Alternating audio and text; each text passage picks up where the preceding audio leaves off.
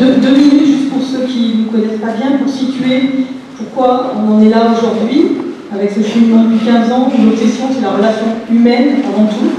On n'est pas du tout indifférent aux compétences et aux capacités des uns et des autres, on s'en sert autant qu'on peut, mais c'est pas ça qui nous intéresse d'abord, c'est vraiment l'individu.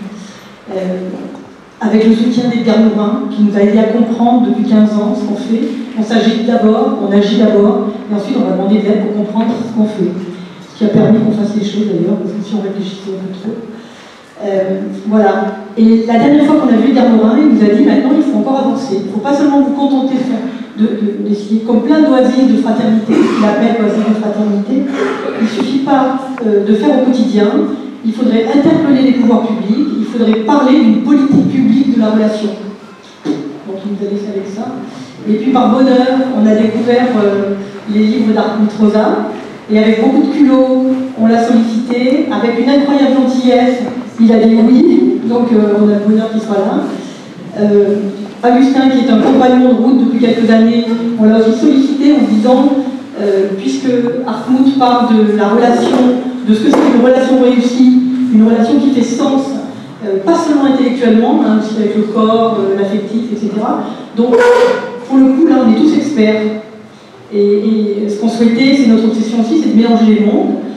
Donc, c'était de penser l'événement avec, il y aura le temps d'entreprise, mais ce que Hartmut appelle la multidiversité. D'essayer d'être tous autour de cet événement, peu importe d'où on vient, mais pour se parler. Voilà. Bonne première rencontre sur la Grande Débat qui fait suite aux 4 petits déjeuners qu'a animé Augustin depuis 5 mois.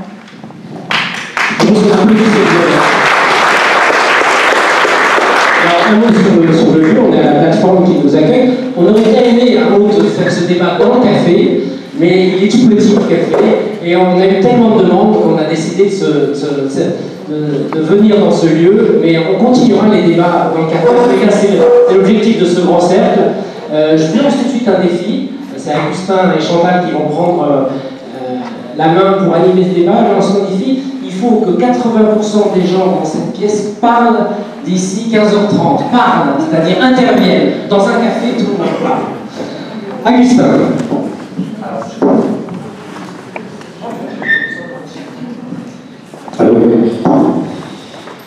Alors,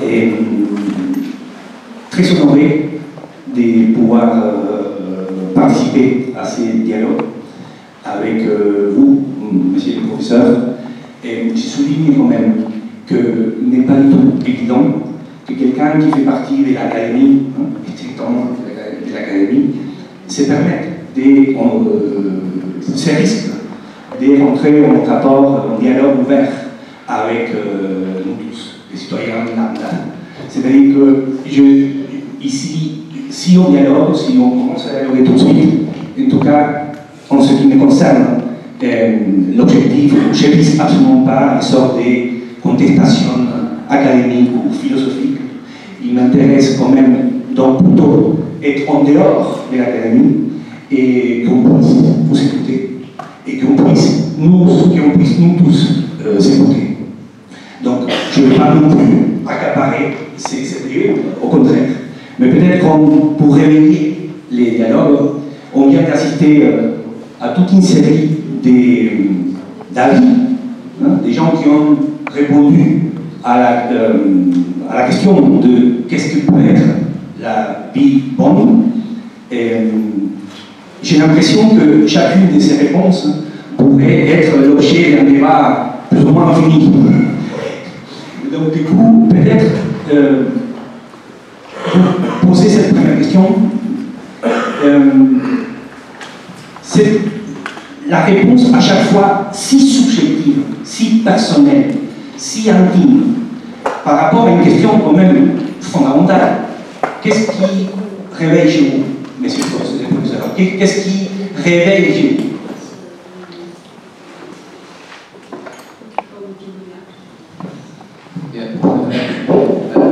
Je crois qu'on a pu voir que c'est une question qui est très simple, parce qu'on pense que chacun a une réponse. Et il faut savoir mais si on essaie de le dire, c'est très difficile.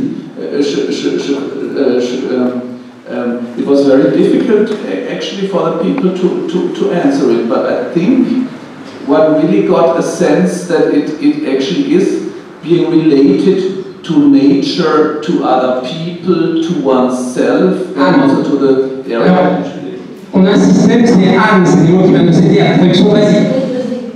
Oui. Et donc il dit qu'en même temps c'est très simple, puisque chacun a une réponse, n'importe qui sur Terre peut donner une réponse, et qu'en même temps c'est compliqué, parce que si on veut conceptualiser, ça devient tout à fait plus difficile. Pour lui, il dit que vraiment la réponse qui lui convient le plus, c'est que c'est une vie bonne, c'est une vie qui est en relation avec d'autres, avec les autres, avec la nature, avec soi-même, et qui éveille des échos. Et que ça correspond à ce qu'il pense lui. But also, I must say, I was quite impressed how many ideas there really were with these people. I really think, I honestly think that if we did this in England or in Germany, people would not, you would always hear the same. The good life is about work, family, health. And here it was much more reflected, I think. Il est extrêmement agréablement surpris, impressionné par la variété des réponses. Il ne revient pas, il dit que si c'était en Angleterre ou en Allemagne, tout le monde aurait répondu la même chose. Il faut avoir du travail, de l'argent, une bonne famille. Et que là, il est très agréablement surpris de la diversité, de la richesse des réponses. Est-ce que je me permets? Micro. Alors, est-ce que si on vous pose la question, si on vous posait la question, qu'est-ce qui c'est une vie bonne? Vous diriez quoi? Mon réponse? Ok. Oui, je crois que c'est vraiment l'essence. C'est une forme d'écho. Je crois qu'on pense que la vie bonne, c'est avoir des choses ou to reach some goals. Atteindre des buts. Mais je crois que c'est une faute parce que en réalité, la qualité de vie et la vie bonne, ça dépend de notre capacité d'entrer en relation, en Begegnung, encounters, et de rencontrer et expérience avec la qualité de l'expérience avec l'autre, et l'autre c'est des personnes, mais c'est aussi la nature, c'est la musique, c'est le travail, et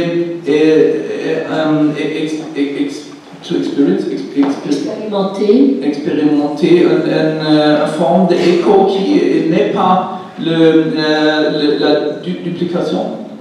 Oui, la reproduction. La reproduction de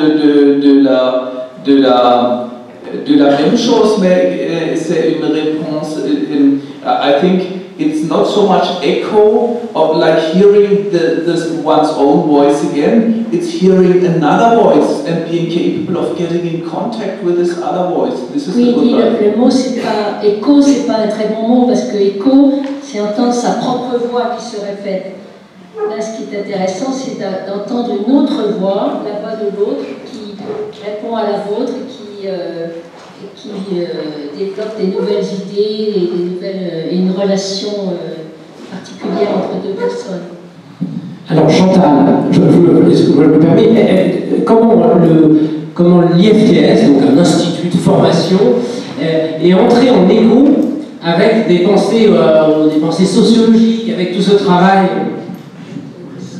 Alors, comment l'IFTS est entré en écho? Il y a longtemps qu'il est entré en écho. Je pense qu'il est rentré en écho d'abord par des relations de personnes. C'est-à-dire, on en revient à la question de la relation, c'est-à-dire ce qui a pu se tisser avec en fractif, Elisabeth, moi qui dis que je suis tous les coups, mais c'est elle qui me met dans tous les coups. Donc, c'est un tissage finalement relationnel depuis plusieurs années et qui se rencontre. Je pense parce que comment les professionnels qu'on forme, travailleurs sociaux, mais ils vont s'exprimer, dont on dit qu'ils sont des spécialistes de la relation. Or, la question de la vie bonne, c'est ne doit-on pas être tous spécialistes de la relation à l'autre? Est-ce que c'est que l'affaire des professionnels, cette raison, cette question de la relation? Et puis il y a une deuxième chose où j'aimerais savoir comment ça résonne chez Hartmut, c'est ce qui m'a surpris, oui, c'est la relation, mais la relation dans une communauté proche.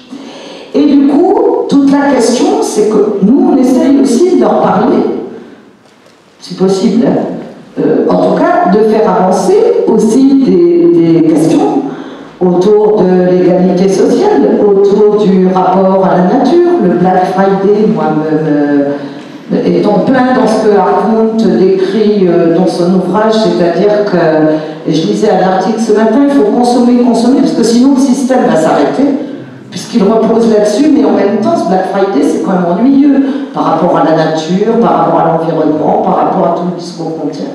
Voilà, donc c'est comment les étudiants, ils apprennent cette question de la relation, mais dans un système voilà, qui a des entrées politiques, économiques, juridiques, et comment ils vont faire avec tout ça. Oui, je crois qu'il est très important, comme vous avez dit, pour moi, la vie bonne, c'est pas seulement les rapports aux autres hommes, pas seulement les rapports sociaux, mais aussi les rapports matériels avec les choses comme les vêtements, mais aussi les choses avec on travail, mais aussi les choses, les objets d'art, par exemple, et de la nature. Et c'est aussi le rapport qu'on a à son cœur, à son corps, et à son corps. It's a question about how do we relate to ourselves, how do we experience ourselves, do we try to use ourselves instrumentally or to really connect? Voilà, c'est aussi beaucoup la relation qu'on a avec nous-mêmes, avec notre propre corps, avec notre propre soi. Comment on se sert de notre corps, est-ce qu'on l'utilise, comment on se connecte avec lui. Et pour lui, c'est aussi très très important de commencer par là.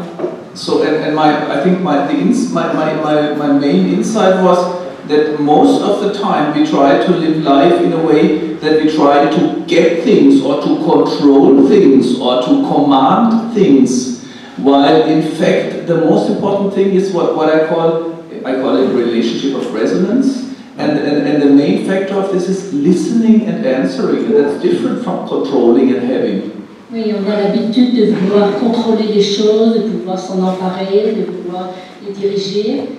Et donc ça, pour lui, c'est tout à fait ce qu'il faut éviter. Il faut au contraire essayer de rentrer en résonance, justement, de communiquer avec soi-même, avec les objets, avec les gens, avec la nature, mais pas avec cette idée de posséder, de contrôler, de s'emparer. Oui, c'est très agréable, moi j'ai envie de parler avec vous tout le temps, mais on va ouvrir quand même. On va ouvrir le public, j'imagine que a des questions à poser ou des commentaires à faire. Ou je continue, comme vous voulez. On a beaucoup de confort, hein. On a 1h30 pour uniquement discuter, c'est un privilège immense. Hein. Ouais. On a 1h30 de discussion en tête à tête avec Hartmut, donc on va en profiter. Peut-être tu peux continuer un petit peu, on a les étudiants, on aimerait les entendre, et puis on va... Il y a une main. Je pense que Elisabeth, il avait toute main, tu as dû préparer ton truc, donc je pense qu'il faut y aller comme tu sens. Oui, je ne veux pas non plus monopoliser la chose.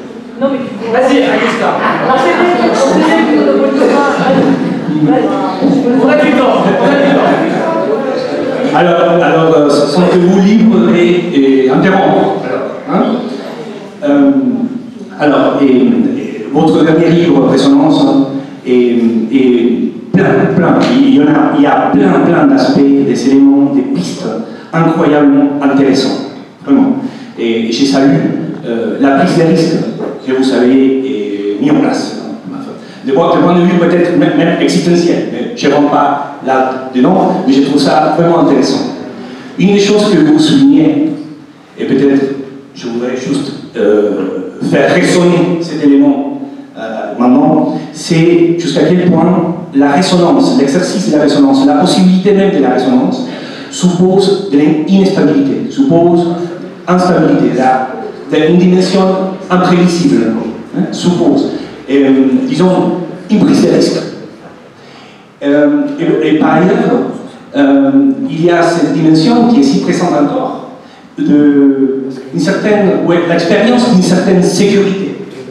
Comment marier, comment lier, comment faire résonner je dirais, ces besoins d'une certaine sécurité avec l'expérience concrète des résonances, elle, instable.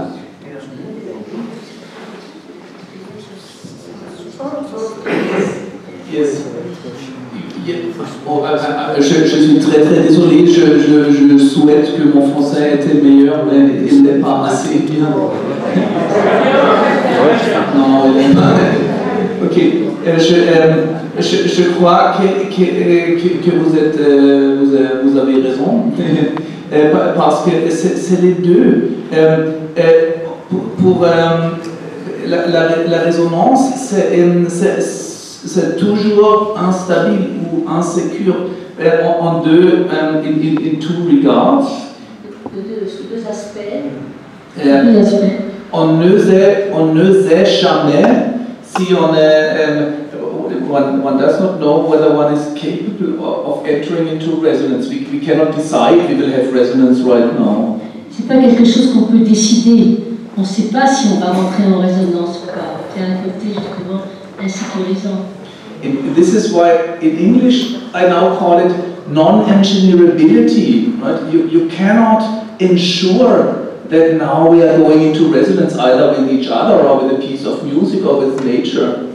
On ne peut pas décider comme un ingénieur le ferait de façon cartésienne qu'on va rentrer en résonance avec tel morceau de musique, avec telle personne, avec telle œuvre d'art. C'est pas quelque chose qu'on peut décider. Mais même si on réussit à entrer dans une relation résonante, on ne sait jamais que serait le résultat, what the outcome will be. Oui, ce qui va en sortir, on ne sait jamais au départ ce qui va se passer. Parce que, for example, like a dialogue we're having here, right? Sometimes it's very boring for everyone. You don't feel touched, and it's kind of pointless. This might happen, right?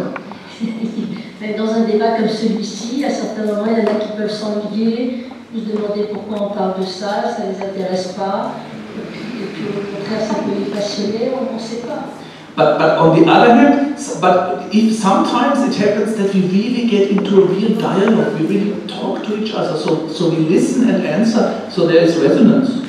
Et quelquefois, par contre, tout de suite, il y a un lien qui se crée, on sent que l'autre reçoit ce qu'on lui dit, il y a un fil qui est là et c'est merveilleux. Et la résonance est là.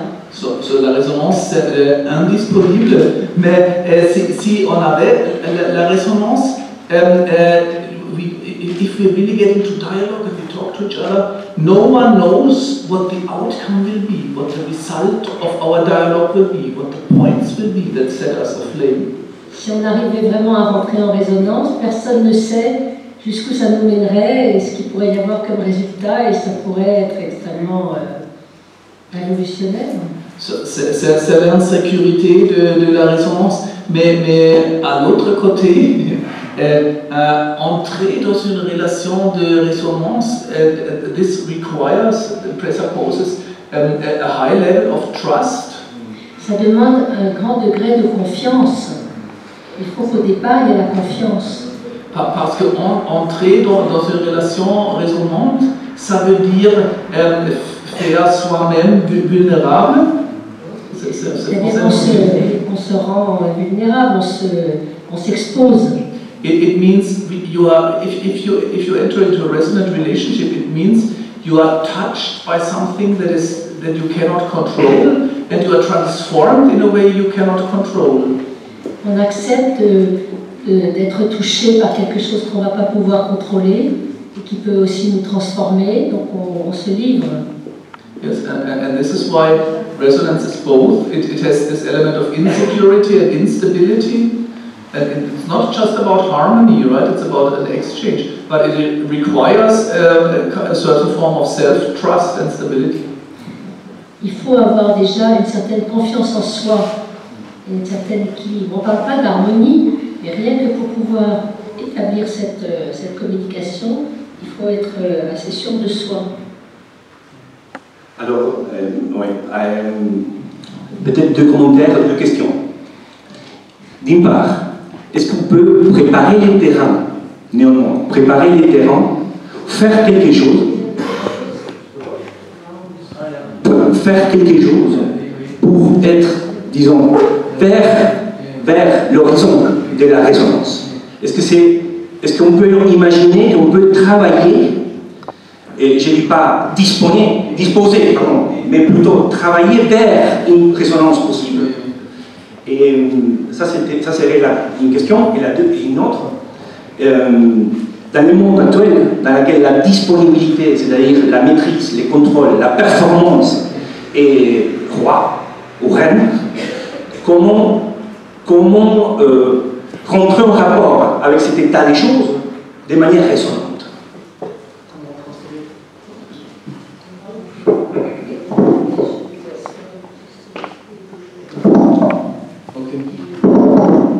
Okay, I mean, il n'est pas possible de ingénierie. What is this?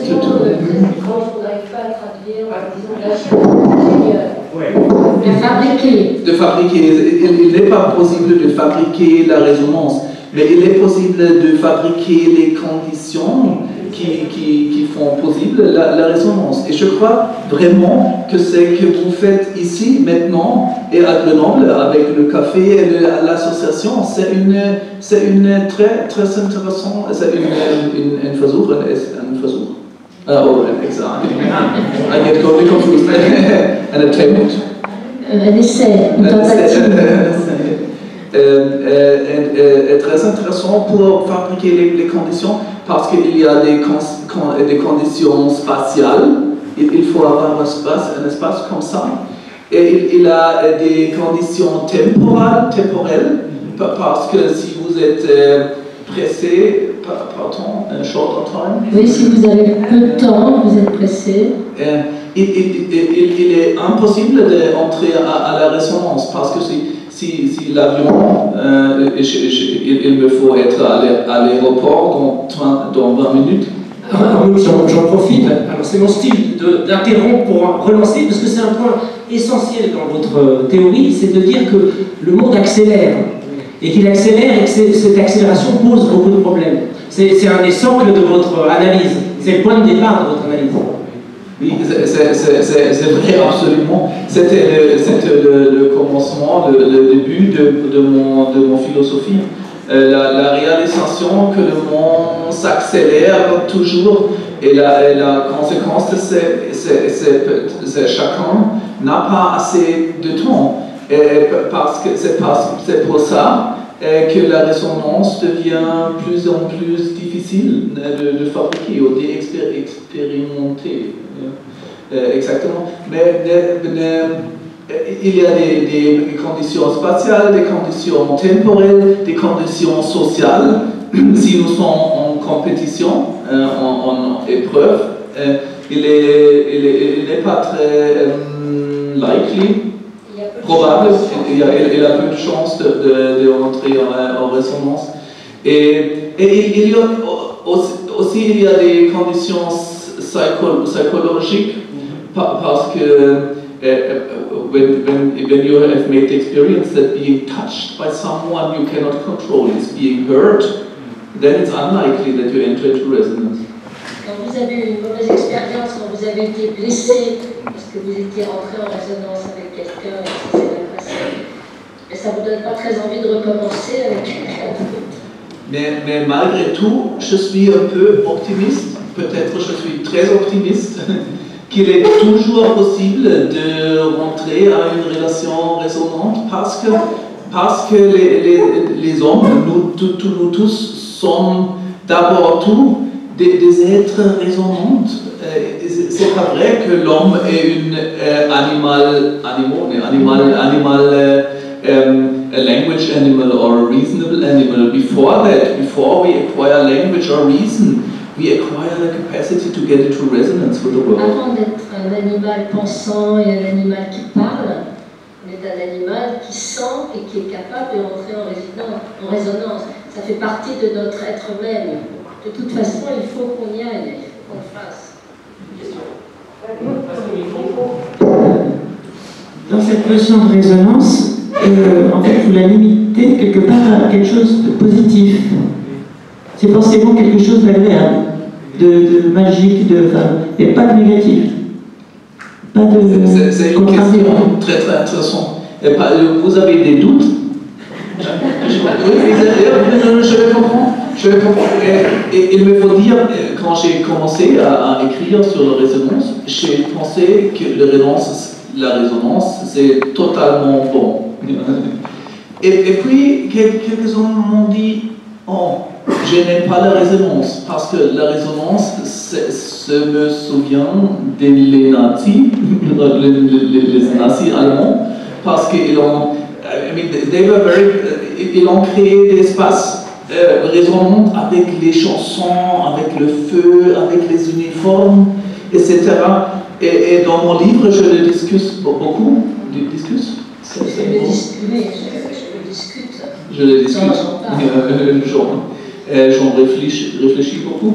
Et pour moi, c'est pas la résonance, parce que les nazis, they did not want to hear any other voice, right? It's not getting into contact with some other. It's basically it's the idea of fusion, only having one voice. And this I call an echo instead of a resonance. This is why I'm not happy with echo. Il dit qu'on lui a reproché, on lui a dit, mais attention, les nazis, justement, ils rentraient en résonance les uns avec les autres en chantant et en déclamant des slogans, mais il dit, mais non, ils n'étaient pas en résonance parce qu'ils pensaient tous la même chose et ils ne faisaient que répéter tous ensemble des choses qu'ils n'avaient au contraire aucun dialogue et aucune réflexion, aucune empathie les uns avec les autres. Mais quand même, Ami, il est très important de voir que la résonance, c'est pas simplement l'harmonie et l'agreement. C'est pas toujours agréable, c'est pas le confort. Et parce que, par exemple, si nous sommes en dialogue, il peut être que that we contest each other and contradict, and that is still resonance. On peut aussi être en contradiction et ne pas être d'accord. Et c'est quand même de la résonance. Non, la résonance, c'est pas toujours on est content d'entendre ce que l'autre nous renvoie. Ok, alors on va partir avec le micro. Oui, j'entends bien que la résonance peut être à la fois synchrone, on est bien en phase, ou disruptive, c'est-à-dire qu'elle va nous remettre en question. Et je vois ça comme un élément fortuit dans la vie. Ce qui est difficile, c'est d'avoir des conditions qui nous permettent d'être en résonance. Et c'est le préalable de la résonance, c'est la rencontre. Et il me semble que nous sommes dans des sociétés aujourd'hui aggravées par l'accélération, mais très claniques, très fermées. Et est-ce que être en résonance, ou est-ce que être en rencontre, c'est un but ou c'est le moyen d'un but supérieur? Et moi j'aurais envie de dire, mais après vous verrez, que en fait le but supérieur c'est d'être vivant, d'être une société ouverte, une société qui évolue, qui est donc vivante. C'est une question excellente. Je ne sais pas que le répond le meilleur. Je crois vraiment que c'est pas seulement le moyen, c'est le but. Vraiment, être en résonance, c'est une mode d'existence. C'est une mode d'existence qui est entendre et répondre dans une monde dynamique. Et j'ai la vision d'une mode de vie qui est un mode de vie collectif aussi. C'est être en résonance avec la nature, par exemple, avec la culture, avec l'histoire, avec les autres hommes citoyens. Ce n'est pas un moyen pour to achieve something, réaliser, d'accomplir quelque autre chose. C'est pour ça que je pense la résonance est un mode d'existence qui est le but.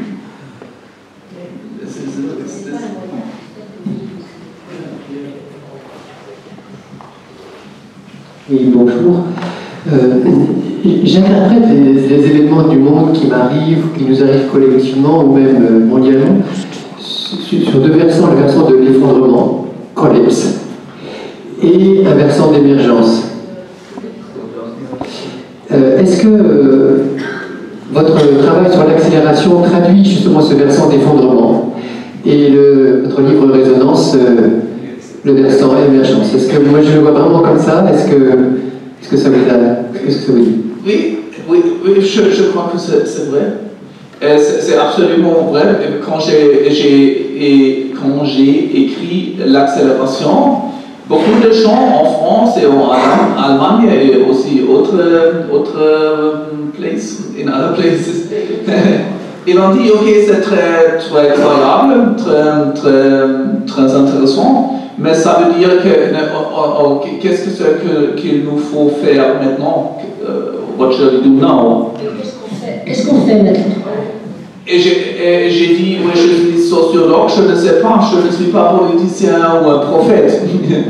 Mais après quelques mois ou 2 ans, j'étais I was dissatisfied with this answer.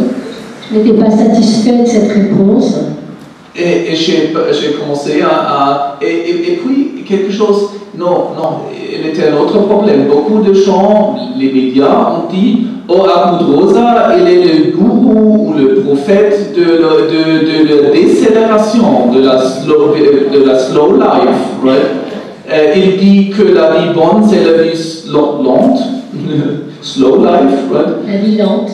La vie lente, et j'ai pensé non, c'est pas vrai, ce n'est pas ce que je veux dire, parce que la vitesse n'est pas mal toujours. Il est seulement un problème, c'est créer l'aliénation, l'incapacité d'être en relation. Et ensuite, j'ai réalisé que c'est un problème parce qu'on ne sait pas que le contraire de l'aliénation. Et c'est comme j'ai trouvé le concept de la résonance. La résonance, c'est ne pas être aliéné de la société, de soi-même et des autres. Et quand j'ai trouvé cette idée, j'ai commencé à être plus optimiste, comme vous avez dit, to kind of rebuild society, maybe along this idea. On peut imaginer reconstruire la société à partir d'un concept comme celui de résonance. Donc je ne veux pas être pessimiste comme je l'étais à la fin de mon premier livre. Merci. Il y a beaucoup de mains qui sont levées, donc je vais prendre l'ordre. On commence ici. Ah bon? Oui, ensuite vous, et ensuite Pierre-Louis. C'est dans l'ordre. C'est comme ça que ça va. Et ensuite ici, et là. Ce que je vous propose, du coup, c'est qu'on va faire des questions, de nombreuses questions, on va faire un enchaînement de questions, on va faire juste en dialogue, et ensuite, Mahmoud raisonnera avec nous. C'est parti. Alors, du coup, c'est une première question qui nécessite rapide et un peu simplifiée introduction. Une espèce en général se définit par ses relations à son écosystème. L'Homo sapiens, il se définit notamment par la marche. La marche, ça implique une réduction de la taille du bassin, qui fait, c'est très simplifié, qui fait qu'on a des bébés qui ne sont pas finis, donc il faut s'occuper, donc il faut s'en occuper en gros, parce que tout seul on n'y arrive pas. Donc on crée des sociétés. La marche libère les mains, ça permet de faire des outils. Donc la marche nous définit en tant qu'espèce, énormément. Sauf qu'aujourd'hui, ma question, comment on peut se relier aux autres dans une société où on est quasi contraint d'utiliser des moyens de transport qui annihilent complètement la marche? Donc comment on peut faire pour rencontrer les autres si on ne peut pas marcher? Et donc c'est une question qui peut aussi avoir un aspect plus général sur comment on questionne les outils qu'on utilise. Ici, les moyens de transport, mais on peut questionner beaucoup d'outils. Merci beaucoup. Alors, on va avoir beaucoup de questions complexes à résoudre. On continue. Eh bien, écoutez, avoir une vie bonne, pour moi, c'est être dans l'ouverture, la disponibilité, l'attention à l'autre, et c'est pas si facile.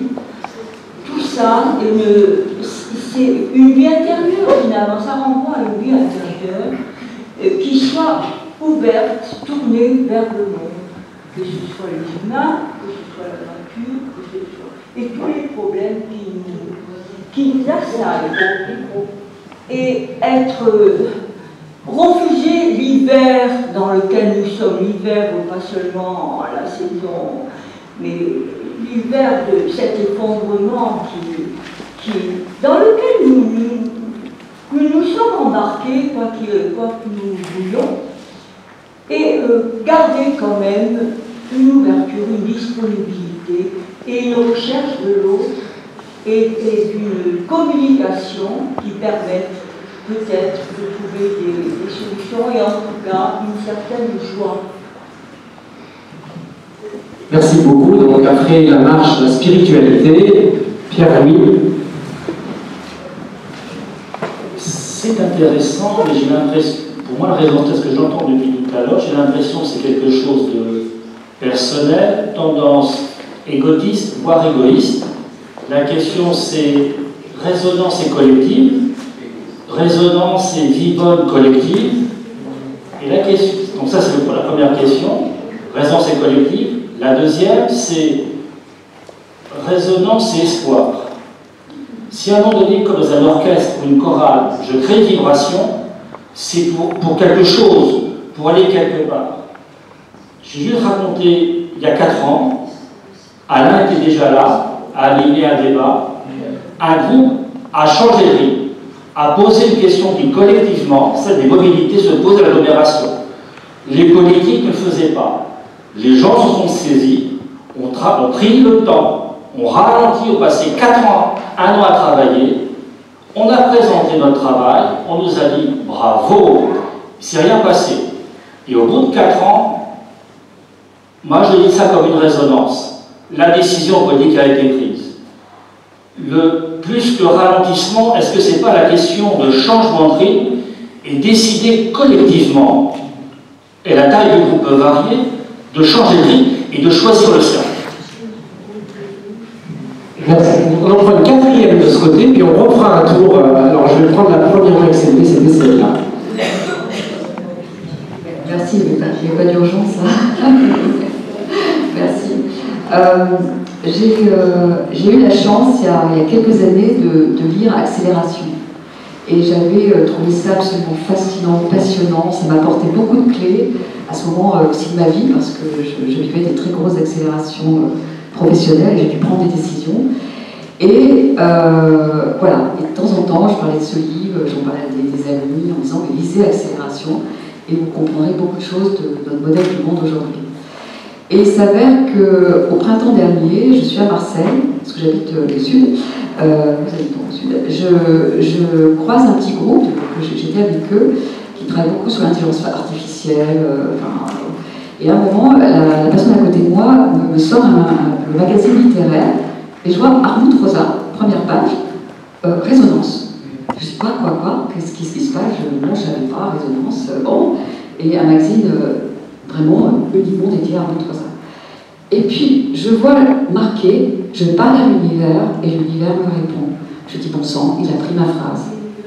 Il a pris ma phrase, et le soir même, j'en parle à mon conjoint, je dis, mais attends, c'est incroyable, je ne suis pas la seule à le dire. De temps en temps, quand je dis ça, voilà. Donc du coup, la question c'est, parce que moi je sais pourquoi je dis ça. Voilà, mais du coup, je suis intéressée en me disant, mais pourquoi Armand Rosa dit ça? Voilà. Qu'est-ce qu'il y a derrière? Merci beaucoup pour ce témoignage. On va déjà laisser, alors Arnaud, la marche, la spiritualité, le rythme, l'univers. Vous avez un plan de travail costaud. Et tous les autres choses. Yeah, I think I'll try in English with the walking. I find this very interesting. I think this is absolutely true. Vous avez tout à fait raison de parler de la marche, je trouve ça très intéressant. The subtitle of the book, c'est une relation au monde. Is it this? And it's true that this is not only about our conception of the world, it's about our physical experience of the world. We are embodied being. It's about bodies and matter. C'est pas seulement notre relation au monde psychique ou émotionnel, c'est notre relation physique. On fait partie du monde, on est ancré dans le monde, on est. And it's a very yes, it's corporel et matériel. It's a very different way of being in the world if you walk through it than if you fly over it or drive through it. But it's a different way of relating to it. On ne vole pas au-dessus du monde, on marche. On a les pieds sur le sol et c'est essentiel dans notre existence. Je crois que aller à pied, peut-être à pieds nus, par exemple, c'est très intéressant parce que c'est une relation participative à la nature. Et prendre les chaussures, mais aussi la voiture et le train, c'est une relation plus agressive au monde. C'est parce que je crois qu'il y a une relation très importante entre les moyens de transport et notre mode d'être vivant. La deuxième question, être attention à l'autre et être ouvert, c'est complètement that's right. Vous avez tout à fait raison. C'est ce que je pense. Et aussi, la résonance, il y a une dimension individuelle. Et c'est être I call it. Oh no, I get confused with languages. It's a disposition, a way of being in the world. C'est une façon d'être au monde. And it means being open, and that's what I call listening, right? So you don't know what to hear, but you're always, when you encounter someone or something, you're able to listen. But it also includes being able to answer, to have an own voice. If you're only open to everything, you will not be in resonance. It's like, it's like with a musical body. If a violin is too open, or a guitar, or anybody, right, it will not sound. So you have to be both. You have to be open, to be touched, but you have to be closed to answer in your own voice, or stable enough. Il faut être, c'est très important d'être en même temps ouvert, et en même temps écouter, et en même temps être capable de renvoyer ce que vous allez recevoir comme résonance. Je me glisse dans l'échange. Il me semble que dans la question, il y a aussi une petite perche vers la spiritualité, voire la religion, quand on parle de rapport à la joie. Qu'est-ce que vous dites sur ce terrain? Ah oui. La spiritualité. La spiritualité. Il a dit la religion. Il y a trois qui rajoutent la religion. Il y a trois dimensions dans la résonance: être ouvert, être capable de répondre et être capable and willing. Et vouloir, être transformé. C'est une idée religieuse en fait. Être entre des relations qui transforment nous. Et aussi je dis qu'il y a trois autres ou quatre dimensions de résonance. La première dimension, c'est la dimension sociale avec autres human beings.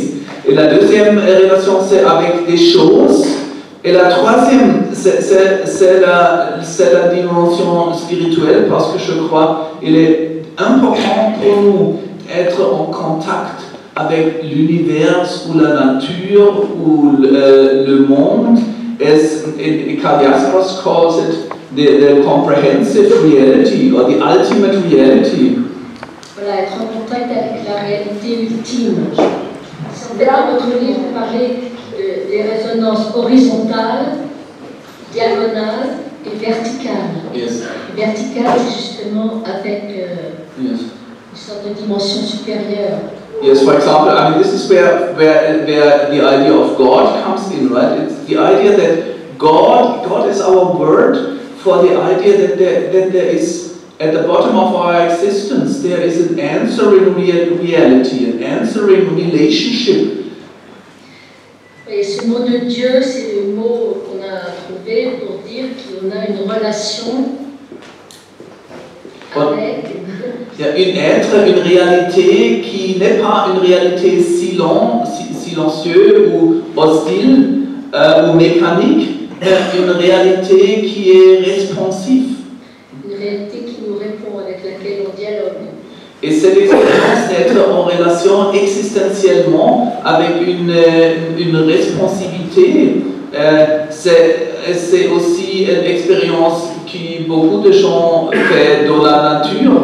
Si vous êtes à l'océan et les vagues se déroulent, c'est l'expérience que when people are at the ocean or in the mountains here in Grenoble, you probably go to the mountains, right? It's really interesting. Even when Petrarca went to the mountain, right? He did actually. It's very interesting. He did not talk about the landscape. He talked about his soul because he felt a connection between the silent majesty of the mountains and his innermost being.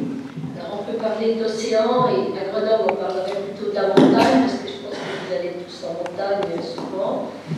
Et c'est Nietzsche. No, Petrarca went to the mountain. Petrarca qui était en montagne, mais il ne parle pas du paysage, du vent et de la forêt, il parle de sa propre âme. Et qu'en fait, en étant dans cette nature, il sent son être profond qui rentre en résonance avec, qui fait partie de cet ensemble. Yeah, that's also the question, you know, avec l'univers. Je crois que pour nous, we talk about la vie bonne. What is the vie bonne? And I believe an important element of the good life is the sense of a deep inner connection, of an existential connection with some reality that answers. And this reality can be music, for example, or nature, or God, right? And that's la vie bonne, c'est surtout, finalement, pour lui, c'est rentrer en connexion avec une autre réalité qu'on va trouver dans la musique, dans la nature, dans l'art, dans les autres. I mean, it's quite interesting to think of the opposite, right? I mean, la question était quelle est la vie bonne, mais elle est aussi intéressant de demander quelle est la vie, quelle est mauvaise. C'est très intéressant parce que si on réfléchit en ça, quelle est la vie mauvaise? C'est une vie sans réponse, sans écho, so to speak, right? The silent universe or the hostile universe. Camus talks about this a lot, right? When he says. Oui, donc la vie mauvaise, ça serait l'opposé, ça serait une vie sans réponse, dans le silence total. Il y aurait un vide en face de nous. C'est les théories de Camus. Si vous êtes dans une dépression ou un burn-out, l'expérience est l'expérience que le monde est silent, hostile et cold and grey. Froid, gris. Exactement. Et vous êtes votre âme, votre psyche est silente et gris et what's cold? Froid aussi. Okay. Mais quand même, la résonance a une dimension spirituelle, on peut dire, mais aussi c'est très très important pour moi. C'est aussi une idée politique. Parce que résonance, c'est pas une chose que je peux avoir comme individu. It's contrary to it's not an emotion or like within mindfulness thing where it's me who is happy or who is in flow or who has a good life. C'est pas une émotion, je suis au centre de ce qui se passe et je ressens des choses tout seul. La résonance, c'est toujours une relation, et la relation, c'est pas individuel, c'est collectif. So resonance is about we talked about the conditions of resonance, right? And I really believe we create institutions, the dominant institutions in our world, like the markets and even parliaments, right? And the shopping centers and so on, are all institutions which create a disposition, which I call a mode of aggression, which is non-resonant. And that's why it's a political thing to create resonance. En fait, les sociétés créent des institutions qui sont censées nous envoyer de la résonance pour les parlements, qui sont les shopping centers, et qui justement tuent la résonance. Et la dernière idée, je crois que la démocratie, c'est une idée qui dépend de réaliser un espace résonant, parce que démocratie pour moi c'est l'idée que nous sommes des citoyens qui écoutent et répondent. Et ça veut dire il y a des autres voix, des autres personnes qui ont des idées différentes et des croix différentes et des façons d'amour différentes. Et je veux les écouter et je veux répondre dans une transformative mode. Ça veut dire la résonance et politique. Merci beaucoup, Arnaud. Il y a un terme qui commence à apparaître en sciences politiques, c'est la démocratie sensible.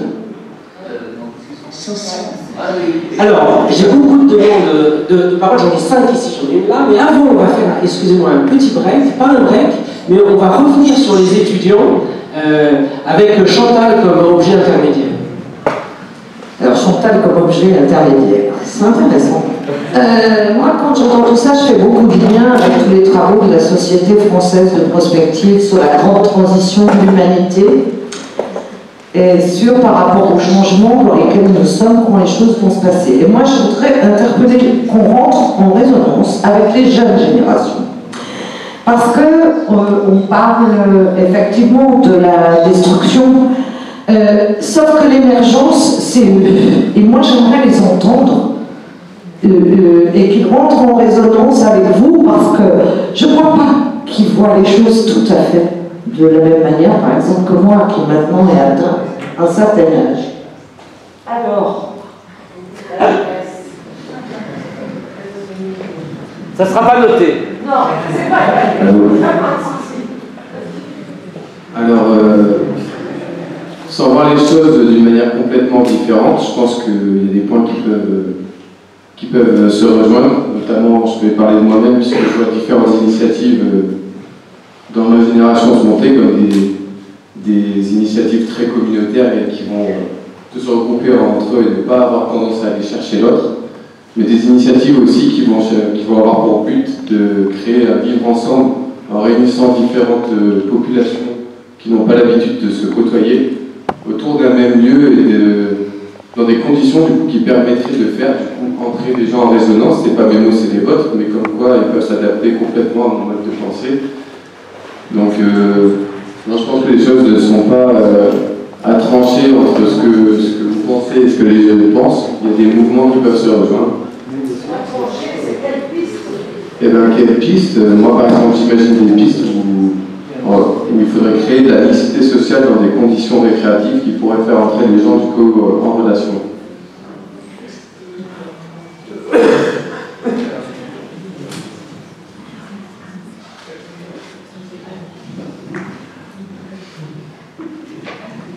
Eh bien,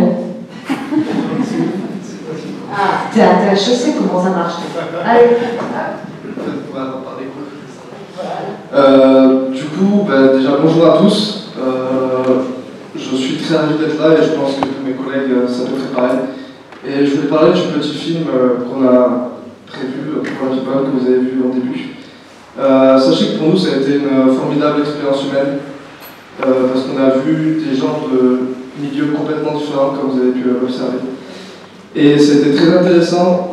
J'ai pas forcément de point de vue sur la People qui est, pour moi, je pense que toutes les réponses qui ont été formulées étaient plutôt assez justes. Et chacun a le droit de penser et de faire sa vie comme il l'entend. Et voilà, ça a été vraiment un réel plaisir. On a pris vraiment du temps à écouter le témoignage de chacun. Et justement, merci à la chaîne citoyenne de nous avoir accueillis, de nous avoir permis de créer ce petit film.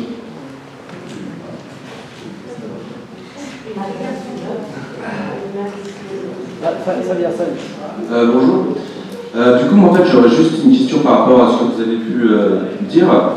En fait, au début, vous avez expliqué que par rapport à la People, il ne fallait pas essayer de contrôler les choses, ne pas... comment dire ça?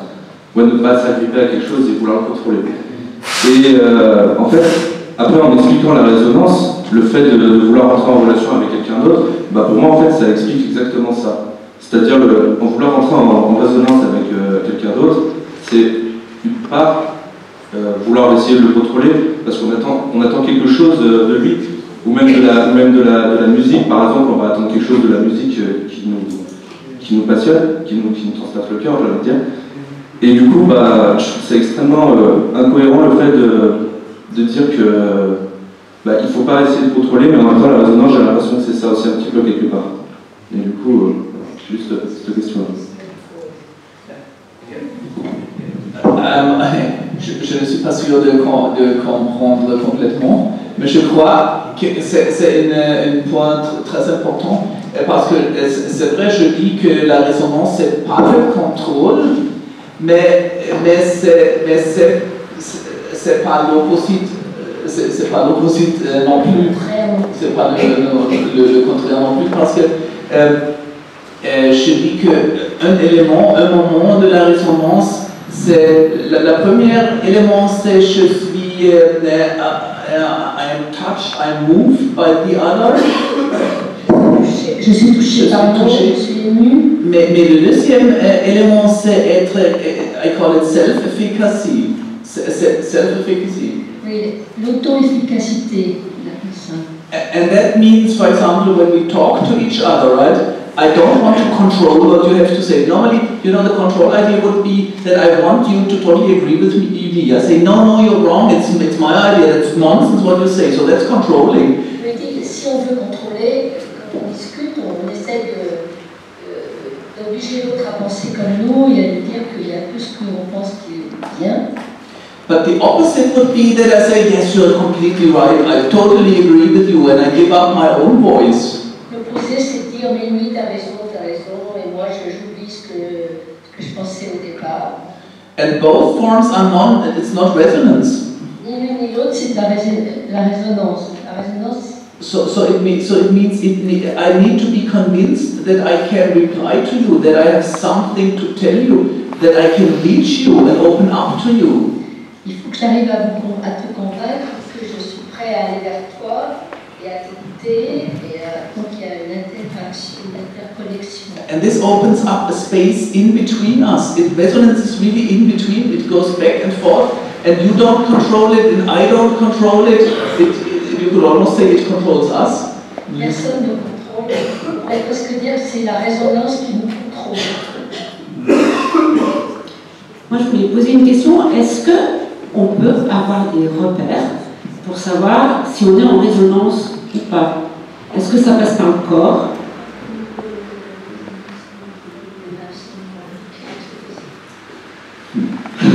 Ce sont des questions excellentes.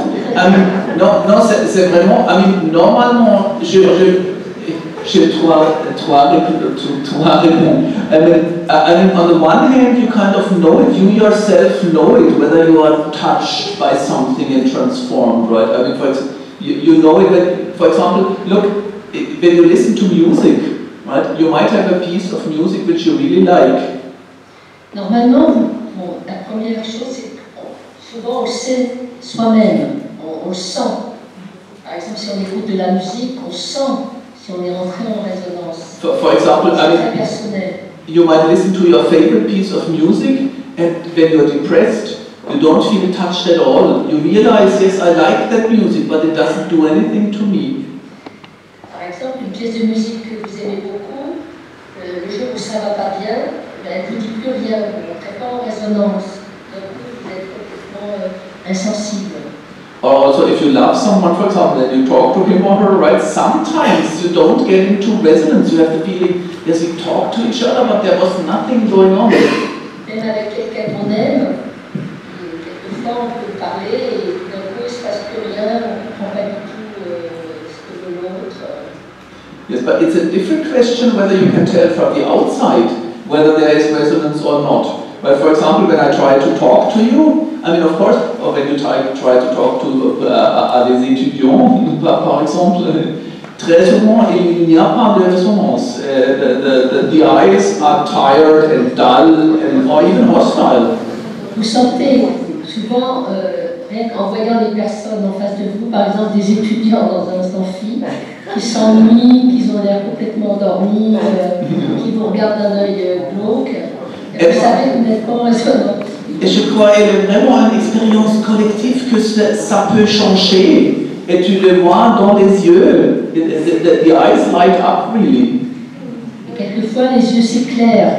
Et là vous savez qu'il se passe quelque chose. It's really, I mean, resonance has a bodily dimension. You see it. I mean, when you enter into resonance, the face changes, the eyes change, and the whole way of even sitting, right? It's because that's the second dimension of self-efficacy, reaching out to the thing that touches you. So I think you could judge from the outside, sometimes at least. La plupart du temps, on le sent avec son corps, en fait. C'est des signaux du corps. Et on sent si on a cette auto-efficacité dont on parle, si on a réussi à entrer en résonance, on le sait. Il n'y a pas d'indicateur particulier. And since Grenoble is a very scientific city, very advanced, right? I really believe, I'm not sure, but I'm thinking about it to cooperate with some psychologists. Maybe one could do brain imaging and actually see that's a different state of mind. Peut-être, bon, Grenoble est une grande ville scientifique et il y a sûrement ici des gens, enfin, à Grenoble, des gens qui font de l'imagerie du cerveau et on pourrait peut-être effectivement mesurer sur des images d'ordinateur s'il y a des parties du cerveau qui s'éclairent quand on rentre en résonance. Maybe you allow me to add one idea because it's a bit difficult.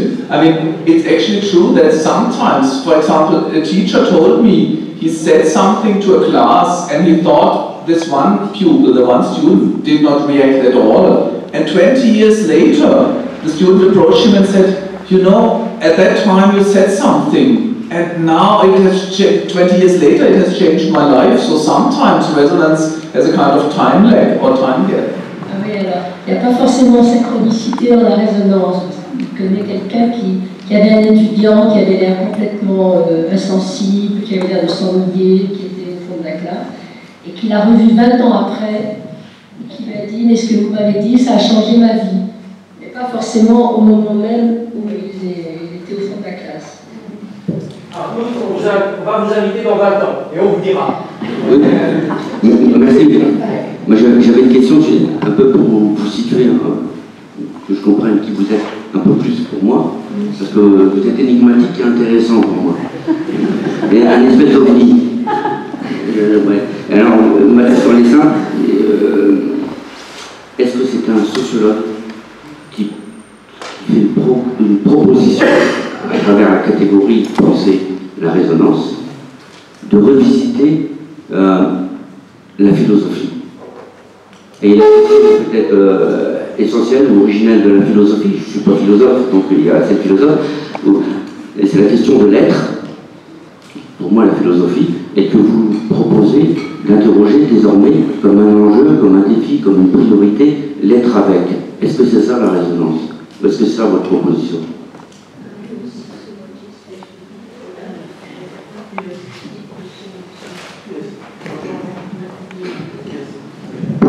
Oui, je crois que c'est vrai. Je suis entre la philosophie et la sociologie. Je crois, comme vous avez dit, j'ai commencé comme, je ne sais pas, j'étais entre les deux toujours, parce que j'ai commencé comme dans les sciences politiques, mais j'ai écrit mon thèse doctorale sur Charles Taylor, qui est philosophe, chez Axel Honneth, qui est philosophe et sociologue.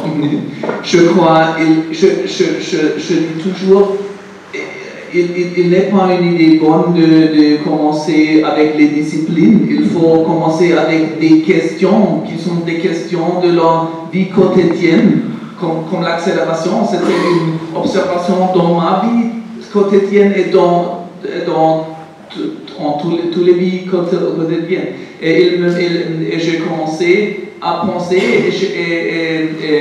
and that has made me enter into philosophical questions like with Heidegger, Being and Time, and others, right, and at the Frankfurt School. And then I arrived at the resonance conception because I thought acceleration seems to lead to alienation, a wrong form of relationship. So I always want to do a sociology and a philosophy which starts with our everyday life, but then is absolutely, I want to talk to people of all colors. Il a passé sa vie entre la sociologie et la philosophie. Et d'un coup, il s'est mis à se poser des questions qui étaient philosophiques et qui vont emmener à Heidegger. Et donc il s'est dit que c'était la philosophie. Et comme il est intéressé par la vie en société, il va être en relation avec les autres, il est plutôt sociologue. Je veux commencer avec des discussions avec les gens de toutes les classes et toutes les sphères d'expérience. Je trouve ça très très intéressant. Aller à Grenoble, mais hier par exemple j'ai discuté avec des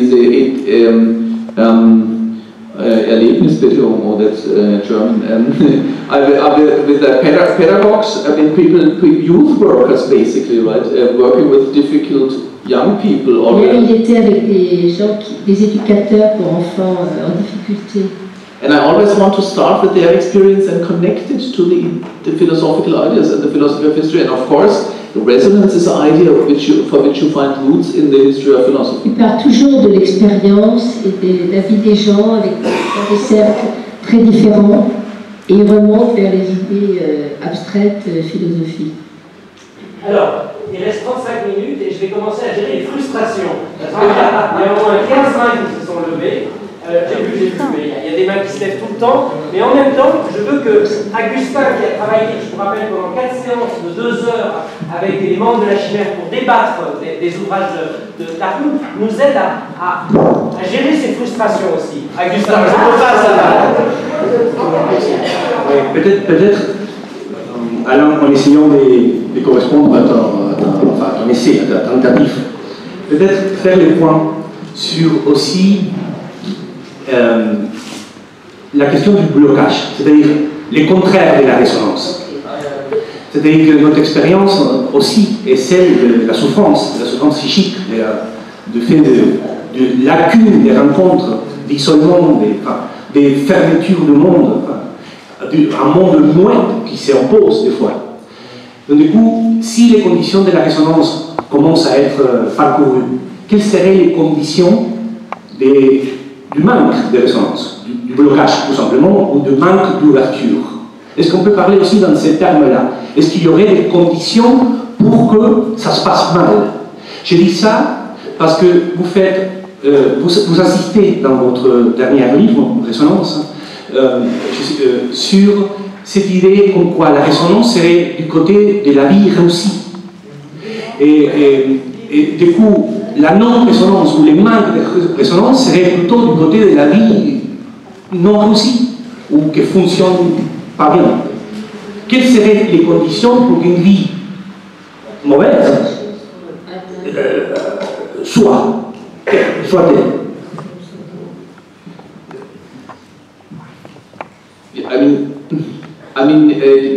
est-ce que vous, do you mean the collective or the individual conditions, or all both of them? All forms. Please.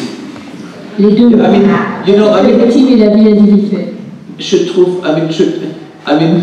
It is very interesting. In fact, I think sometimes in my book I start with a heavy critique of the happiness research, right? Because I think it has a lot of problems. Dans mon livre, je commence par la recherche du bonheur, parce que c'est la critique de la recherche du bonheur. Mais quand même, c'est un grand problème. Yeah, mais quand même, il y a des insights. They have some very interesting findings. I mean, for example, that we have Black Friday today, right? People always expect the good life from things they somehow get, right? Les gens pensent toujours qu'ils vont avoir une bonne vie à partir de choses qu'ils vont posséder, qu'ils vont acquérir. For example, I mean, it's probably true, it's true for all of us, right? We think, but once I get, I mean, some people might think when I get the new car, I will be happy. But others think when I get the house, or when my kids have grown up, or when I get the new job, then I will be happy. Il y a toujours quelque chose. Quand j'aurai une nouvelle voiture, tout ira bien. Mais si j'avais une belle maison, tout ira bien, tout irait bien. Quand mes enfants seront grands, auront réussi, tout ira bien. On projette toujours vers l'avenir et vers quelque chose qu'on aura. But the happiness studies say there is something which they call baseline happiness. This is really fascinating. It's worthwhile looking into it. And it means that basically people are always have the same level of satisfaction or happiness with their life. Some are kind of always happy, and others are always unhappy, no matter how much their conditions change. Mais on s'aperçoit que les gens ont une sorte de base de bonheur dans leur vie qui est à différents niveaux. Il y a des gens qui seront toujours heureux, quoi qu'il arrive, qui se considéreront comme heureux, et des gens qui, quoi qu'il arrive, se considéreront toujours comme malheureux. Car il en parle dans son livre, là, il donne beaucoup d'exemples là-dessus. Avec les mêmes conditions de vie, la même personne va se trouver heureuse, une certaine va se trouver heureuse et l'autre malheureuse. So I think, the final last sentence, I think the good life is not, as I said in the beginning, and the bad life is not about what you have or don't have, and not so much even about the conditions, but on what you make of the conditions. In German I talk about transformative appropriation, right? We don't know what life has in store for us, but it's important to answer it, to relate to it, and to try to get the world to respond. So it's not so much about outer conditions, but there are some social conditions which we discussed earlier, which of course are very important. Évidemment, il y a les conditions de base sociales qui sont incontournables, mais à part ça, il y a des conditions qui ne sont pas objectives et chacun peut transformer les conditions de façon purement subjective et considérer que qu'il est heureux ou qu'il n'est pas heureux. Merci beaucoup. Alors moi, je ne retrouve pas du tout en résonance avec tous les gens qui ont levé la main parce qu'ils me font des regards sombres et je suis en train de me fâcher avec tout le monde. On va prendre une quinzaine de questions. Donc attention, je vous rappelle quand même, pour faire un petit souffle, qu'il y a une séance qui commence à 16h qui va continuer, il y aura une séance à 19h30, il y aura une séance demain matin à 10h30, donc on va beaucoup dialoguer avec Hartmut. Je vous propose de commencer derrière moi avec Elodie, parce que je l'avais oublié tout à l'heure, et puis ensuite on ira au milieu, on ira sur le côté. C'est parti.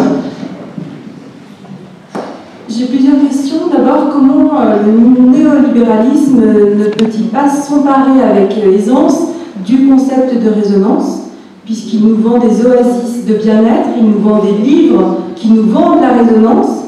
Ça, et puis, pour un sociologue, là c'est une question sur la modernité, sur l'homme moderne.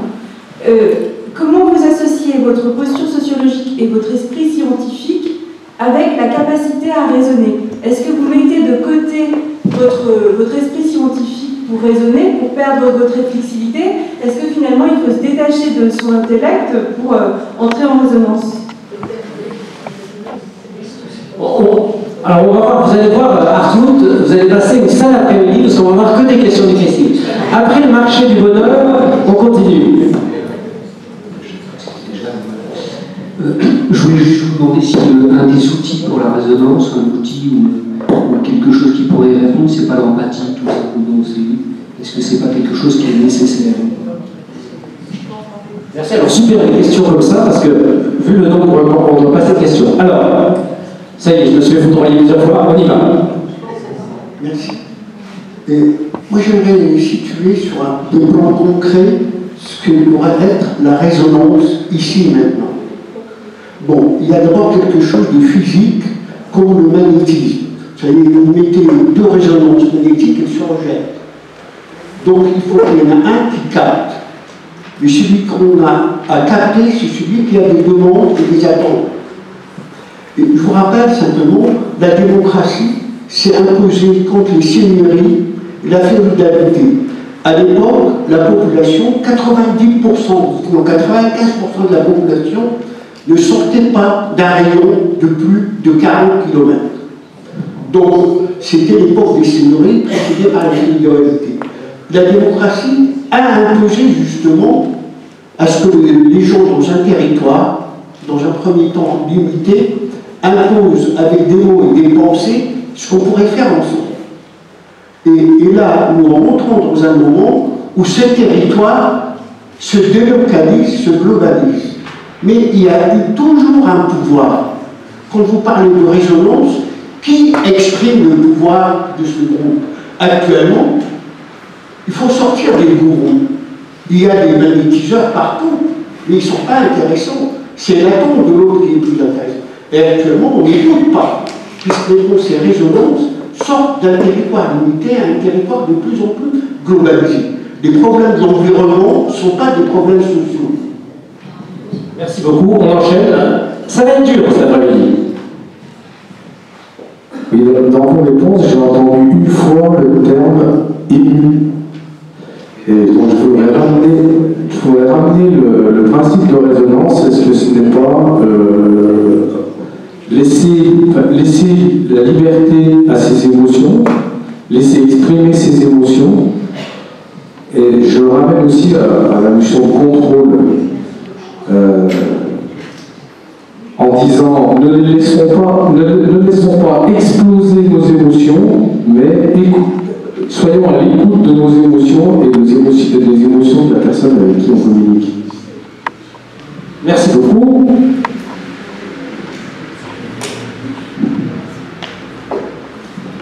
Alors, quand j'ai lu les résonances, à un moment, ça résonnait trop. J'y arrivais plus. Je me disais, mais comment je vais faire avec tout ça?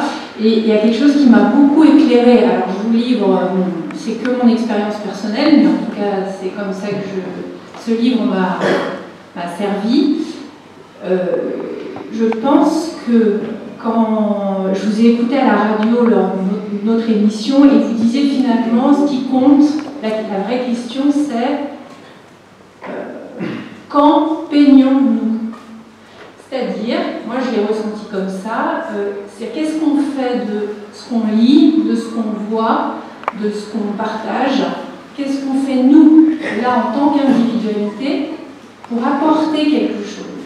Donc pour moi le plus important, c'est cette richesse qui vient de l'extérieur et qu'on s'approprie d'une manière ou d'une autre avec ses instruments, avec ce qu'on peut faire.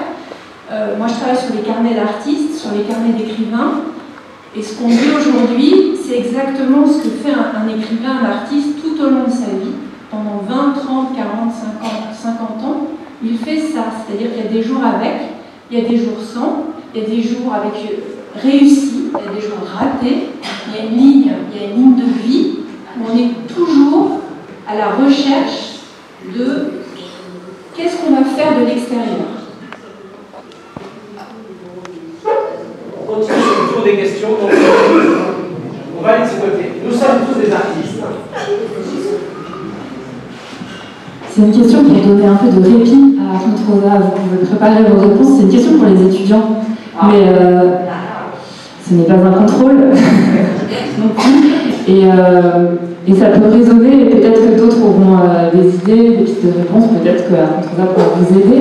Mais en tout cas, je reviens sur ce qu'on a dit juste après avoir vu votre film, et la manière dont on peut le résumer, c'est-à-dire que, bon, Controsa le résumé, que peut-être on a traditionnellement l'habitude de penser que la vie bonne, c'est atteindre des buts ou avoir plus de choses. Peut-être qu'en fait, c'est pas ça. Peut-être que ça se joue dans la relation. Vous qui êtes des futurs ou déjà un peu des spécialistes de la relation, et notamment de la relation d'accompagnement, qu'est-ce que ça vient, enfin comment ça vous parle? Vous n'êtes pas obligé de répondre maintenant, mais voilà, on peut cheminer avec ça. Comment ça vous parle justement de tous ces métiers d'accompagnement? Qu'est-ce qu'on cherche avec les personnes que vous êtes amenés déjà ou que vous serez amenés à accompagner? Voilà, est-ce que c'est atteindre des buts, est-ce que c'est avoir des choses, ou bien est-ce que ça peut être autre chose? Comment ça résonne tout ça? Désolée. Il me semble que cette question que vous posez aux étudiants, on pourrait nous tous la poser dans notre façon. Enfin, c'est un bel exercice sur comment on exerce notre métier, notre passion. Alors, dans les questions, il y avait une main qui se levait tout à l'heure, on laisse ça répondre ou encore une question? Ah, Claude. I don't want to hear the answer of the students, but I think. Je voudrais que les étudiants répondent, parce que là on leur a posé une question. Ah, qui s'y colle?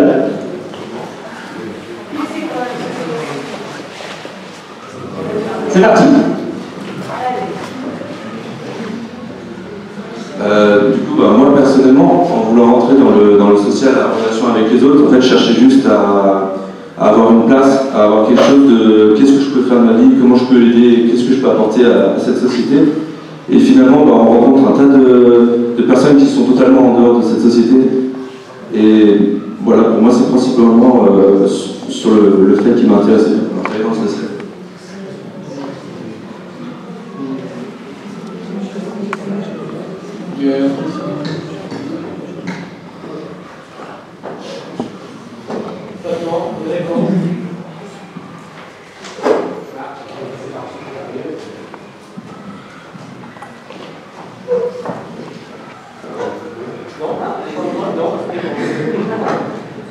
Je pense que ce qui est recherché, c'est l'autonomie, puis l'apaisement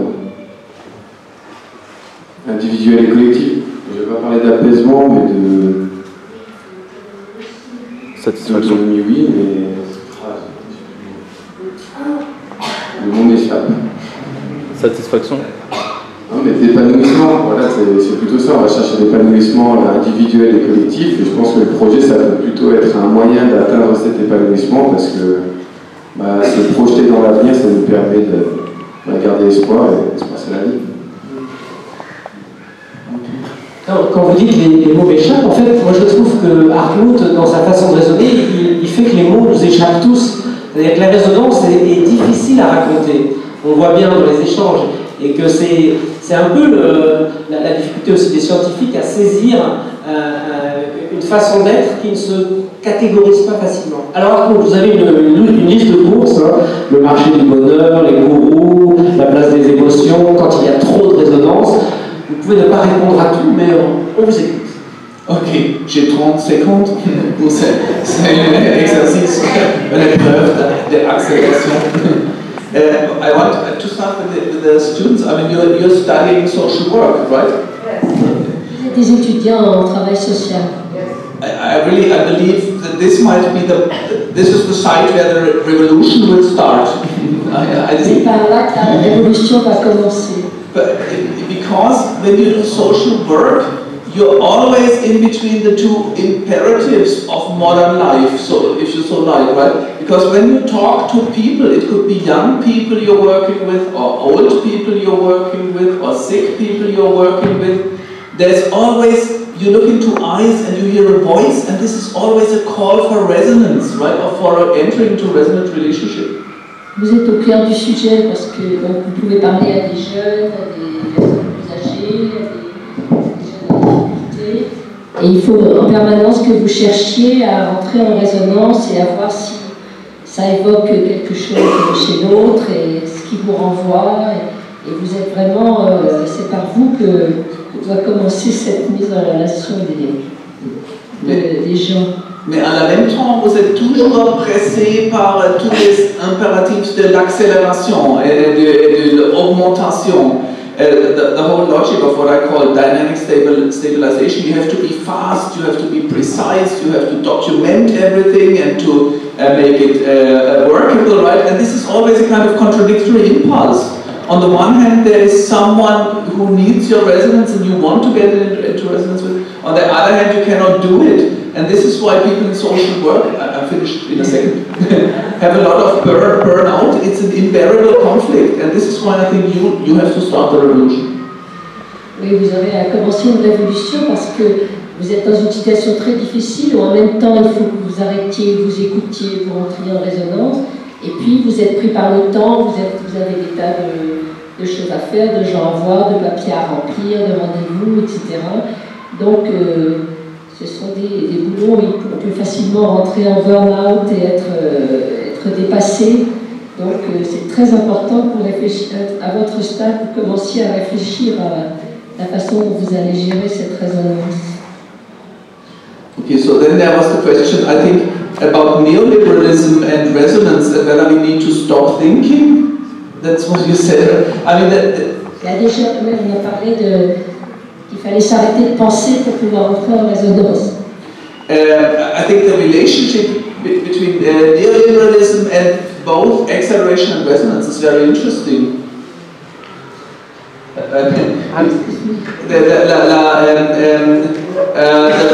La relation entre le néolibéralisme et accélération, c'est une relation, c'est une relation directe. Néolibéralisme, that's about speeding up society through competition. Le néolibéralisme, c'est justement l'accélération à travers la compétition, toujours plus et toujours plus de croissance. En même temps, c'est aussi, I mean, that means it diminishes the spaces for resonance on the one hand, but it requires people to be resonant, to be enthusiastic. I think that's what you said too, right? To be in resonance with their work and with their body and to just use everything for the logic of acceleration. Il faut en même temps utiliser la résonance pour garder un enthousiasme et une relation à l'autre qui fonctionne.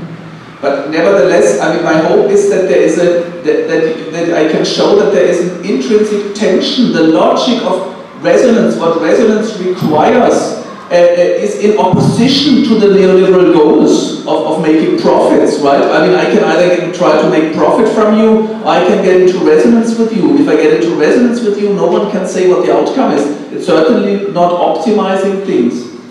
Il y a une tension à trouver entre les effets de la résonance qui peuvent être mal utilisés dans le néolibéralisme où on peut vouloir profiter de vous, vendre quelque chose en entrant en résonance. Donc c'est pas du tout ça évidemment le but. But I mean, you said, do we have to stop thinking? I think actually maybe yes.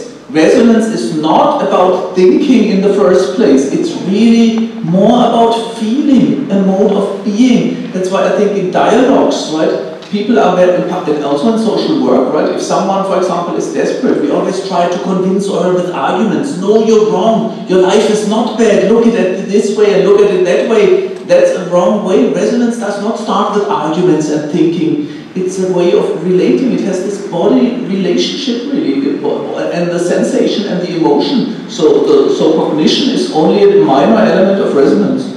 Effectivement, il faut moins penser et plus sentir. L'idée, c'est pas quelqu'un qui est déprimé ou qui a des gros problèmes. Si on commence à lui expliquer raisonnablement pourquoi il n'a pas vraiment de gros problèmes et comment ça pourrait aller mieux, etc., ça ne va jamais marcher. C'est par le feeling et par l'interconnexion des sensibilités qu'on va pouvoir avancer. Donc effectivement, il faut peut-être penser un peu moins. The question about empathy. I mean, empathy for me is it is very close to resonance in the social relationship, right, between human beings. But resonance, it's a bit different in two respects. On the one hand, resonance is not only about other people. it's also about nature, and it's about the way we relate to things and the way we relate to ourselves, and we do not call that empathy normally. So resonance is more than empathy. Oui, c'est beaucoup plus large que empathie, la résonance, parce que c'est pas seulement la résonance avec les autres. Il insiste beaucoup sur le fait que c'est beaucoup avec le monde qui nous entoure, avec la nature et surtout avec soi-même. Donc ça, c'est pas de l'empathie. Et aussi, empathie, c'est plus sentir comme l'autre. Mais la résonance, c'est répondre, c'est dire quelque chose de différent. Et c'est pourquoi c'est pas c'est pas la même chose. On the territoire et démocratie, I mean, oh, he's gone? Yes. Okay. I mean, I think... Il est parti, le monsieur à qui vous voulez répondre. I mean, I think, I really believe that democracy has, or resonance, if we think of resonance as a democratic, or of democracy as a resonant way of being in touch with each other, then we have to scale it, right? We have to find a space of resonance, like here where we talk to each other. And in every school, for example, in every hospital, we can try to create a space of resonance. But then, of course, you can also turn Grenoble into a resonant city, and France into a resonant country, and Europe into a resonant continent. And then, if we are in a disposition of resonance, listening and answering, then we do have to pay attention of our consequences of what we do for people in Bangladesh or Africa or elsewhere. So I think there are scales of resonance. Oui, il dit qu'il y a toute une échelle de différentes résonances selon la dimension des groupes. Donc au départ, c'est très important de commencer par des petits groupes ou par les gens qui nous entourent, et qu'on peut aussi imaginer la résonance dans la mesure où c'est l'écoute de l'autre, c'est cette entrée en relation au niveau d'une ville, au niveau d'un pays et même au niveau international. Mais que c'est plus la même chose, ce sont des échelles différentes. And the question on emotions, I mean, it's important for me that resonance is not an emotion. Ça n'est pas une émotion, la résonance. And it's interesting, it's very interesting because you can watch a movie and I asked you how was the movie, and you might say it was a fantastic movie, I cried a lot. Oui, alors par exemple, si vous avez vu un film et on vous demande ce que vous avez pensé, vous dites c'était un merveilleux film, j'ai pleuré du début à la fin. And that's actually very interesting because crying is a negative emotion, a bad thing. So why do you enjoy it? Et puisque en fait c'est plutôt négatif, le fait de pleurer, c'est pas quelque chose de positif. Alors comment est-ce que vous avez pu adorer un film et avoir pleuré tout le temps en le regardant? So you see, so to speak, the emotion is negative, but the positive experience is that you were touched by what you saw and you felt connected to your existence almost. Même si c'était une émotion négative, vous vous êtes senti touché, vous êtes rentré en résonance avec le sujet et donc vous en avez tiré une expérience positive. But if the question is, can there be too much resonance, too much emotions, then I would definitely say yes. In the book I write about a right to refuse resonance, right? You cannot always be in, for example, in a place like here, if you really want to be in resonance with everyone, you probably just lose your mind, right? So sometimes you have to withdraw in order to find your own voice again. Oui, vous n'êtes pas obligé, on parlait d'avoir trop de résonance. Effectivement, il y a des moments où ça peut être trop. On ne peut pas rentrer en résonance avec tous les gens qui nous entourent, on ne peut pas être tout le temps en résonance. Donc on peut aussi arrêter et dire non, je ne rentre plus en résonance, ou je rentre en résonance avec telle ou telle personne, mais pas infiniment, à l'infini. Yeah, la dernière question, je crois, c'était une question pour la création artistique. Dans le livre, j'ai un chapitre complet sur ça. Je le trouve très intéressant. I mean, resonance is not just creativity, right? I mean, for me, it's always important that resonance has to have two sides. There's also this other thing, and you cannot completely control it. And I believe artists always struggle with this, right? Kind of, and they really talk about what art is calling, right? It's calling them, and it demands something of them, and it's always this struggle between self-efficacy. You can do something, express something, right? But you don't quite get it right. So it's a permanent struggle between the creator and the creation, so to speak. And therefore, I find artistic creation a very interesting place for resonance. La création artistique, c'est un sujet en soi. Il a écrit un chapitre du livre qu'il vous conseille, qui est très bon. Et il dit que c'est un dialogue entre l'artiste et ce qu'il crée et la création, et que ce n'est pas un exercice aussi solitaire que ça pourrait, qu'on pourrait le penser, mais que voilà, c'est un dialogue et qu'il faut que l'artiste soit aussi à l'écoute de ce qu'il est en train de créer. Merci. Alors, il y a une demande de parole et après on remet la main à Augustin. Je voulais rebondir en fait sur ce que vous avez dit par rapport au travail social, les étudiants du travail social. Donc nous on a en deuxième année d'éducateurs spécialisés ou d'éducateurs jeunes enfants ou d'adolescents. Et je ne peux pas encore me considérer comme un professionnel parce que moi je ne suis pas encore diplômé, même si j'ai fait de nombreux stages. Et je voulais rebondir sur ce que vous avez dit par rapport à l'accélération. Dans les nombreux stages que j'ai effectués, c'est vrai que généralement on se sent peut-être un peu aussi emprisonné parce qu'on a beaucoup de cases à remplir, de documents à remplir, comme vous avez dit. On doit aussi se protéger, on doit aussi protéger l'association. Je travaille en prévention spécialisée et c'est extrêmement... Même si on se sent libre parce qu'on intervient justement à l'extérieur, on doit quand même, on représente une association derrière et l'association compte sur nous justement pour pas qu'il y ait de vagues. Et donc je trouve qu'on est quand même assez surveillé là-dedans. Voilà. I mean, this is exactly, I think what you say there is absolutely important. This is très important ce que tu viens de dire. I mean, it might sound idiotic, but it's true. I mean, I've written a new book exactly on this question. It's called well, the French title will be Rendre le monde indisponible. Right. Il vient d'écrire un livre qui va sortir, un petit livre qui va sortir en janvier, qui sera en français, s'appellera Rendre le monde indisponible. And I thought there that this what you described, right? The need to kind of control things and document things, and is not just driven by the economy. It's not just a problem of capitalism. C'est pas que le problème du capitalisme, c'est pas seulement le problème du capitalisme. Il faut aussi pouvoir documenter les sujets et les cerner.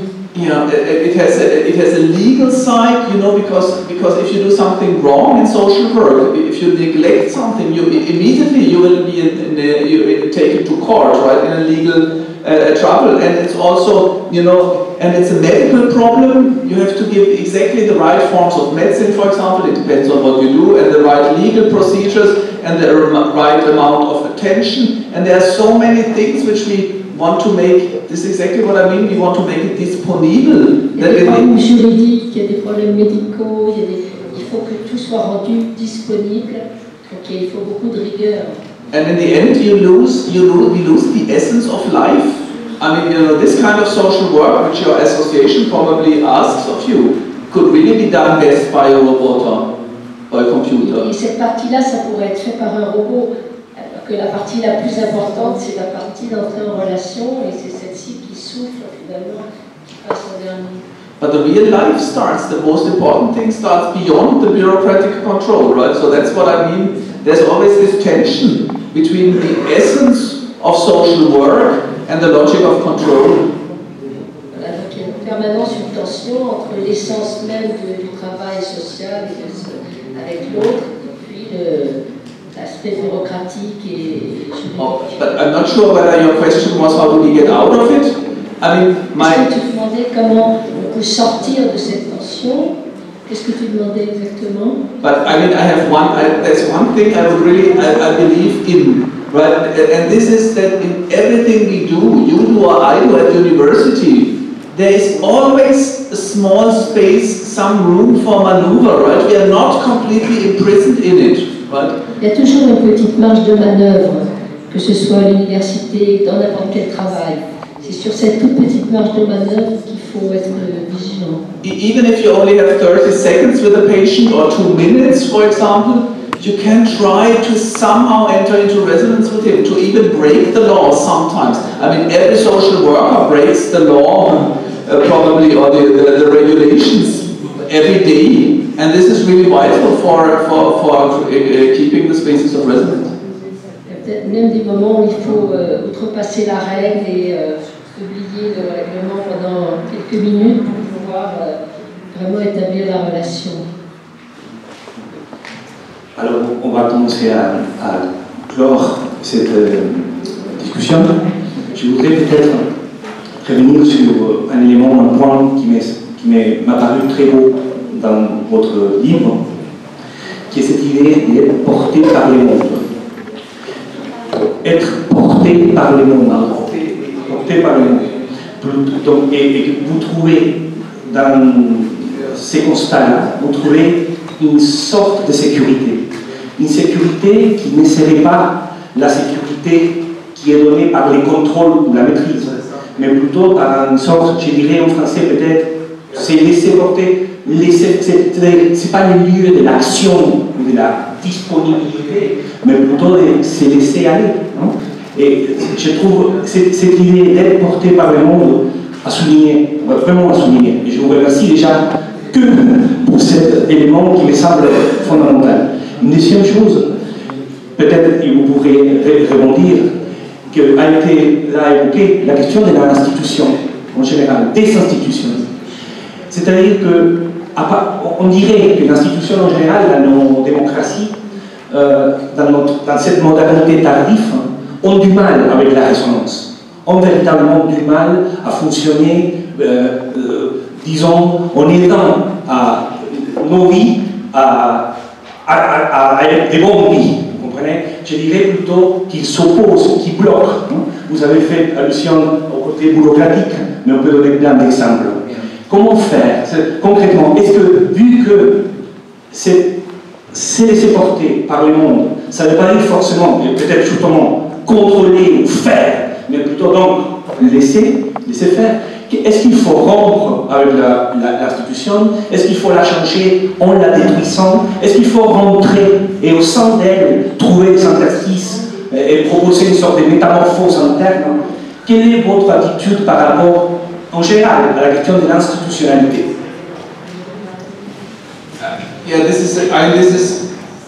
C'est une question, c'est deux questions les plus difficiles.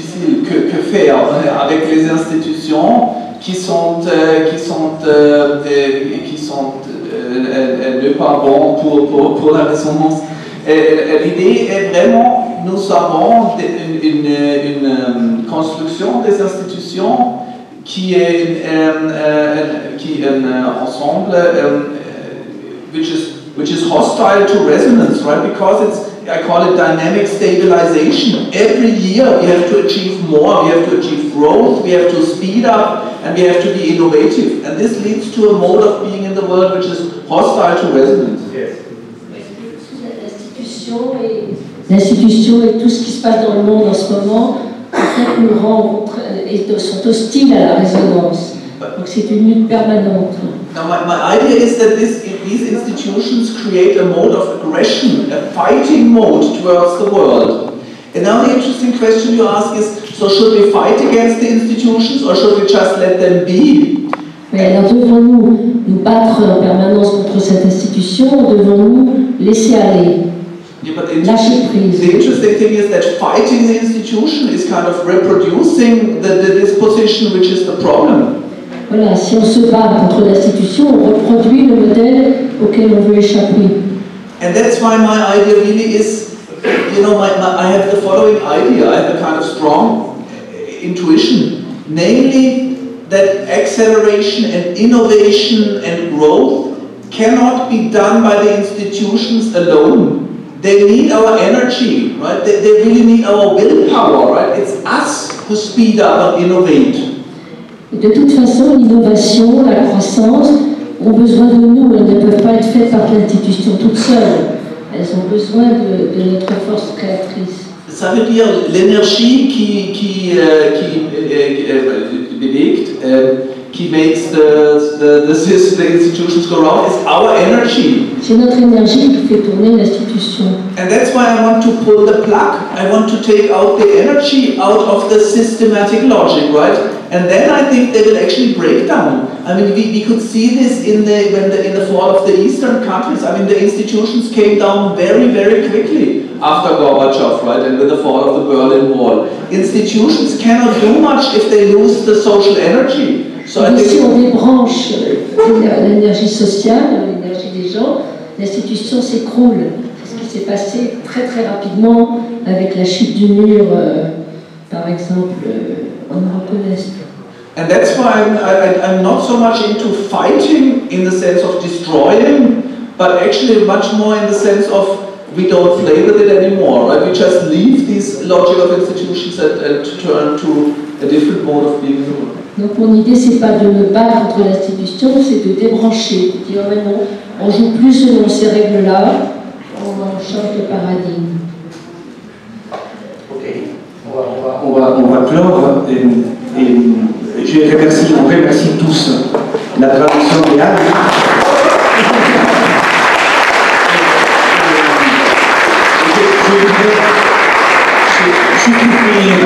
Je voudrais peut-être que quelqu'un qui lise bien, lise la dernière phrase de votre livre. Et qui se porte volontaire à lire? Moi j'ai beaucoup d'accent. Allez, juste la dernière phrase. La dernière phrase. Attends, avec un micro, ça va mieux. Et après, je vous donne une consigne de partir. Un monde meilleur est possible. Un monde où il ne s'agit plus avant tout de disposer d'autrui, mais de l'entendre et de lui répondre.